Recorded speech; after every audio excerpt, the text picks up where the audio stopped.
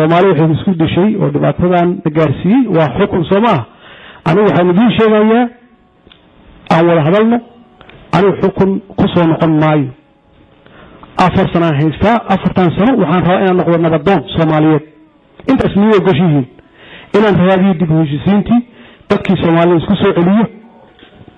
oo aan dadkii walaalayo yaan rabaa waxaan rabaa inaan noqdo ninkii raadinaya cadaalad maxaa yeelay Soomaaliya waxay isku dishay cadaalad darro oo laga baqaayo qof walba inuu qabiilkiisii u waaxido oo wax gaar ah siiyo aniga meeshan Allah wuu xirtamaya 4 sano joogaya mana soo sharaxayo nomination daba qaadan maayo dadka rabahum guriyeenayo waxba hay jijiin hadhow idinka imaan doona meeshan ay igala shaqeeyay aan igala dhisay meeshan waxaan ahay aniga madaxweyne dastuurka ay siiyay waa lagu doortay international ka igu yaqaan laakiin waxaan rabaa inaan noqdo nabadoon idinka nabadoon la noqotaan oo aan raadino dib u heshiisiin dhab ah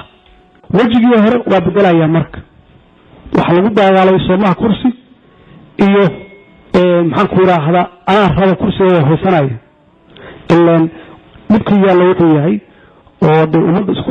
isku dagaalaysa waxa way qofkii kursigaas qabta shaka laga qaba ama ku xoogaysta ama hadhow ka aarsada ama dhibaatada sii badiya wax la mid marka qof walba wuxuu isku dayayaa inuu lugta hayo marka ninkaas soo dhaqaaqin marka that's why awakaysan xukunkii jira ama xukunkii meesha taga inuu lahaado mucaarad fara badan ama shakhsi ha noqoto ama maamulaha ka soo horjeesta